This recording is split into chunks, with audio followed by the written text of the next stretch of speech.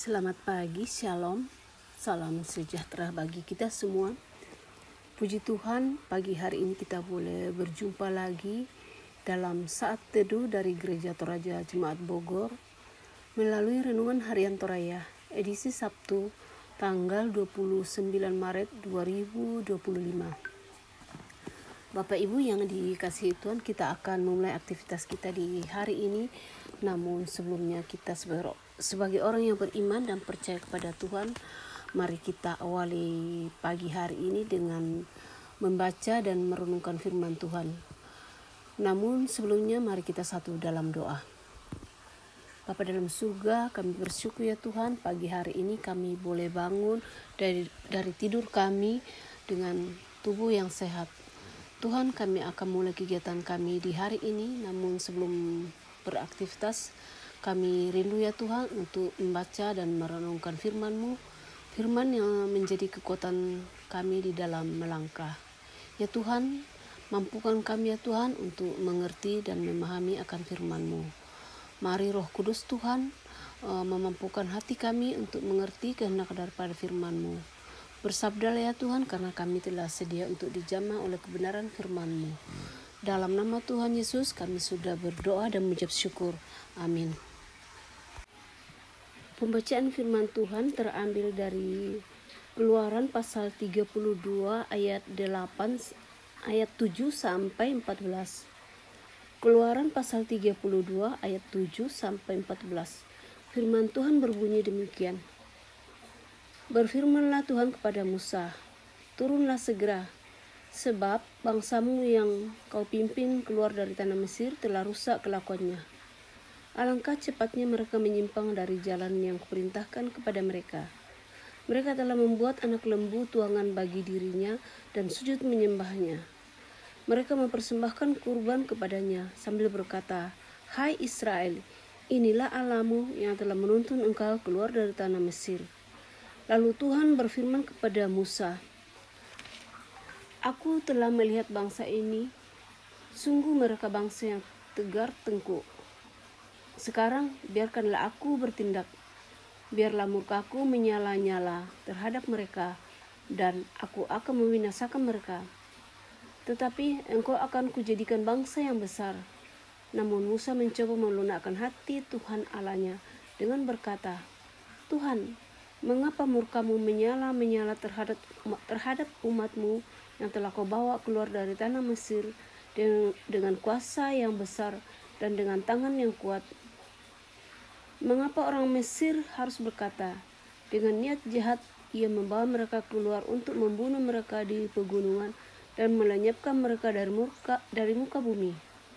Berbaliklah dari murkamu yang menyala-nyala itu dan ubahlah niatmu mendatangkan malapetaka atas umatmu. Ingatlah pada Abraham, Ishak dan Israel, hamba-hambamu itu.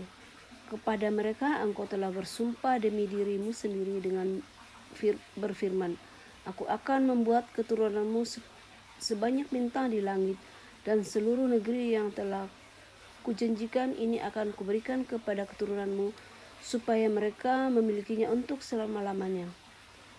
Lalu Tuhan mengubah niatnya mendatangkan malapetaka yang dirancangannya atas umatnya. Amin. Bapak Ibu yang dikasihi dalam Tuhan Yesus, tema bacaan kita pada pagi hari ini yaitu belajar dari kesabaran Allah. Melada lako kasabarasanna puang. Kesabaran adalah salah satu kebajikan dalam kekristenan. Kita sering merunyuknya sebagai buah roh.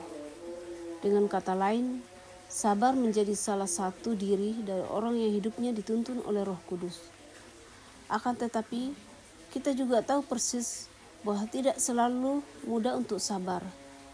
Tidak sedikit pelanggaran yang terjadi karena ketidakmampuan untuk sabar. Dalam dunia yang serba buru-buru, sabar juga kerap menjadi tanda kelemahan. Seorang istri misalnya yang bertahan dan sabar menghadapi suaminya yang buruk kerap dianggap oleh sahabatnya sebagai orang bodoh. Dalam kisah hidup bangsa Israel, mereka pernah ada pada titik kehilangan kesabaran. Musa yang mereka tunggu tidak kunjung datang. Akhirnya mereka melakukan perbuatan yang mendukakan hati Tuhan, yakni dengan membuat lembu tuangan. Allah marah dan menyebut mereka sebagai bangsa yang telah rusak dan tegar tengkuk. Ayat 7 dan 9. Bahkan di tengah kemarahannya, ia berniat membinasakan mereka, yaitu dari ayat 10. Akan tetapi Allah membatalkan murkanya karena mengingat janjinya kepada nenek moyang Israel. Kisah ini memperlihatkan sifat Allah yang panjang sabar dan berlimpah kasih setia.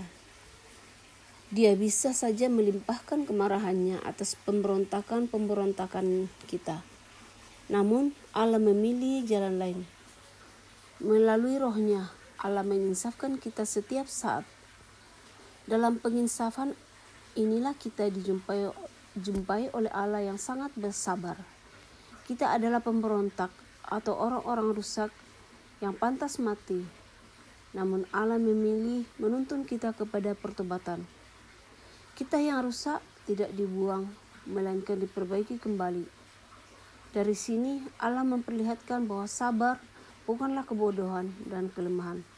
Sabar adalah kekuatan yang melalui Allah mengubah penghukuman menjadi kasih karunia Allah. Amin. Bapak, Ibu, saudara-saudari yang dikasihi dalam Tuhan, mari kita satu dalam doa syafaat.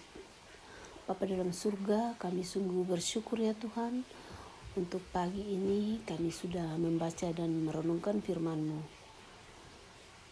Kiranya firman-Mu ya Tuhan boleh tertanam baik dalam hati dan pikiran kami.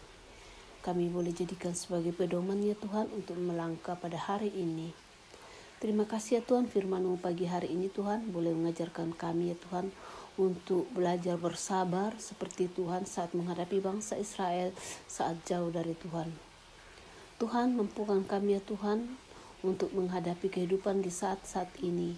Kami Tuhan dikuatkan belajar bersabar dalam menghadapi kehidupan ini.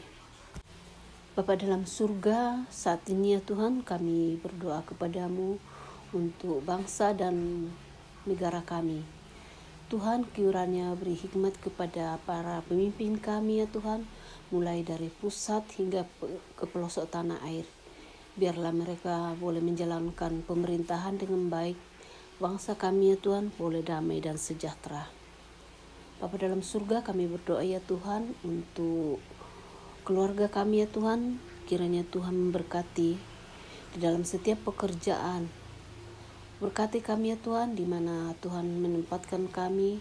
Pakai kami ya Tuhan, biarlah kami boleh menjadi saluran berkat di mana Tuhan sudah menempatkan kami.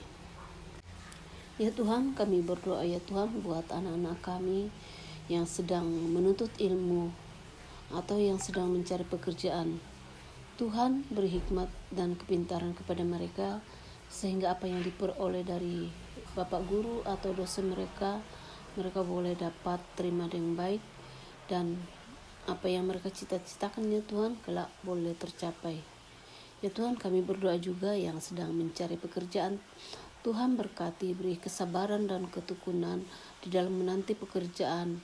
Biarlah apa yang mereka nantikan ya Tuhan, pada saatnya mereka boleh memperolehnya seturut kehendak-Mu.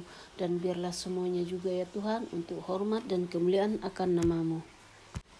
Ya Tuhan, kami berdoa untuk orang tua kami atau orang-orang yang sudah lanjut usia. Tuhan senantiasa jaga dan lindungi. Beri kesehatan yang cukup ya Tuhan, sehingga mereka mampu menjalani kehidupan ini dengan penuh sukacita. Ya Tuhan, kami berdoa juga ya Tuhan jika ada orang di sekitar kami yang sedang dalam kelemahan tubuh. Tuhan kiranya jamah mereka, berkati tangan-tangan yang merawat, berkati obat-obat yang diminum, sehingga mereka boleh memperoleh kesembuhan. Ya Tuhan, kami berdoa juga ya Tuhan, jika ada saudara kami saat ini yang sedang dilanda duka cita, Tuhan kuatkan mereka, beri penghiburan ya Tuhan, karena kami percaya Tuhan, penghiburan daripada-Mu adalah penghiburan yang kekal. Bapa dalam surga, seluruh aktivitas kami hari ini Tuhan kami bawa ke dalam tamu. Biarlah boleh jadi seturut kehendak-Mu. Ampuni segala dosa dan kesalahan kami ya Tuhan. Dengarkanlah doa dan permohonan ini yang kami bawa di dalam anak Yesus Kristus, Tuhan dan Juru Selamat kami yang sudah mengampuni segala dosa dan kesalahan kami. Amin.